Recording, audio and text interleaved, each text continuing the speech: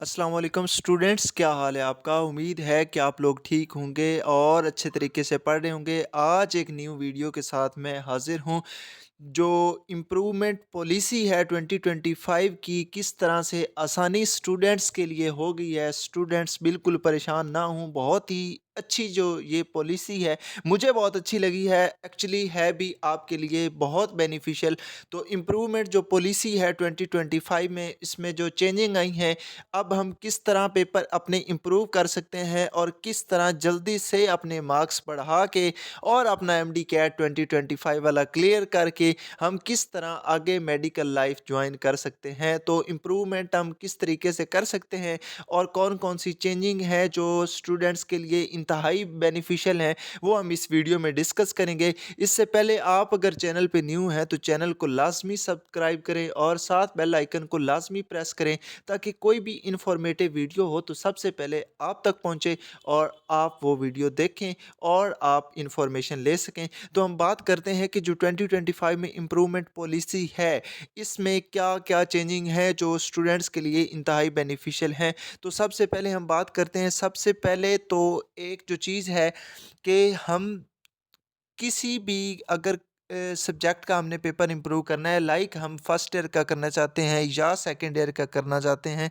तो हम 4 दफ़ा इम्प्रूवमेंट दे सकते हैं। 4 टाइम्स हम इम्प्रूवमेंट दे सकते हैं।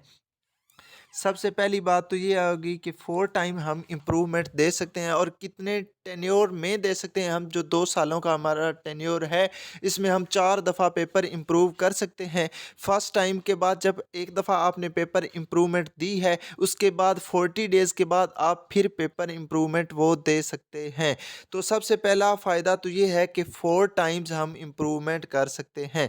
दूसरा दूसरा फ़ायदा क्या है कि पहले जो होता था, हमने लाइक हमारे मैं आपको बताता हूँ कि हमारे फ़िज़िक्स के बात बात करते हैं। मैं एक एग्ज़ाम्पल ले लेता हूँ। फ़िज़िक्स में हमारे मार्क्स थे 84 पार्ट 1 में, और पार्ट 2 में हमारे फ़िज़िक्स में मार्क्स थे लाइक 60। तो हमने अगर ये 60 वाला पेपर इम्प्रूव करना होता था तो हमें साथ ये वाला पेपर भी देना पड़ता था, लेकिन इस दफ़ा बिल्कुल ऐसा नहीं होने जा रहा। आप सेपरेट सब्जेक्ट्स के पेपर जो है वो इम्प्रूवमेंट दे सकते हो। इसके लिए कोई कंपल्सरी नहीं है कि साथ आपने दूसरे सब्जेक्ट का भी पेपर देना है। आप सेपरेट जो सब्जेक्ट है जिसमें आपके मार्क्स कम हैं, तो आप उसका पेपर दे सकते हो। इसमें कोई कॉन्ट्राडिक्शन नहीं आएगी इस दफ़ा। और ये स्टूडेंट्स के लिए इंतहाई बेनिफिशियल चीज़ है।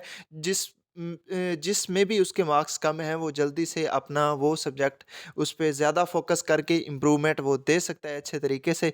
और बाकी क्या चीज़ है जो मुझे बेनिफिशियल लगी है और मैंने समझा कि आपके साथ शेयर करनी चाहिए, वो ये कि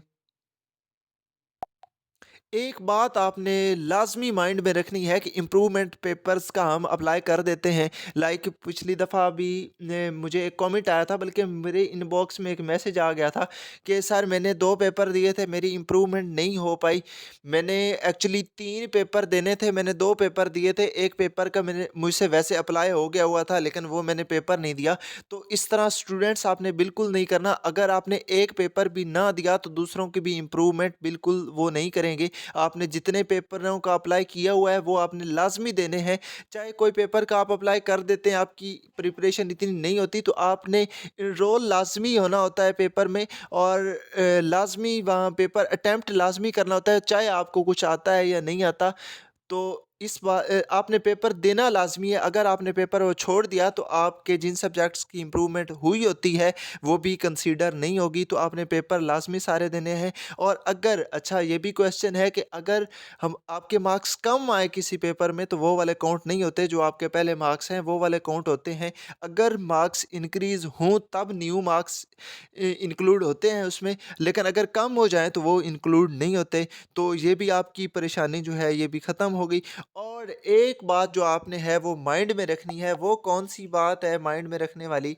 वो ये कि जब तक आप अपने पेपर दे रहे होते हैं, लाइक आपने एक इम्प्रूवमेंट दी, आपने दूसरी इम्प्रूवमेंट दी, आपने तीसरी इम्प्रूवमेंट दी, आपने चौथी इम्प्रूवमेंट दी इन 2 ईयर्स में, तो आप एक दफ़ा इम्प्रूवमेंट दे के आगे मतलब आप के माइंड में ख़्याल हो कि हम कोई आगे स्टार्ट कर लेते हैं स्टडी, साथ-साथ इम्प्रूवमेंट मैं करता रहूँगा, तो ऐसा बिल्कुल नहीं हो सकता। आपने अगर ये 2 ईयर का टेन्योर आपके पास है, आपने इम्प्रूवमेंट करनी है, तो इम्प्रूवमेंट के बाद आप किसी जगह एडमिशन ले सकते हैं। अगर आपने एडमिशन ले लिया किसी भी हायर एजुकेशन में, तो आपकी जो इम्प्रूवमेंट है वो आप नहीं कर सकते, वो आपकी नहीं हो पाएगी। तो ये ज कुछ चीज़ें थी, कुछ ज़्यादा इम्पोर्टेंट बातें थीं जो मैंने समझा कि आपके साथ शेयर कर दूँ। बाकी कोई भी आपको क्यूरी हो तो आप नीचे कमेंट कर दीजिएगा, मैं उसका रिप्लाई करता रहूँगा। और बाकी चैनल पे न्यू हैं तो चैनल को लाज़मी सब्सक्राइब करें।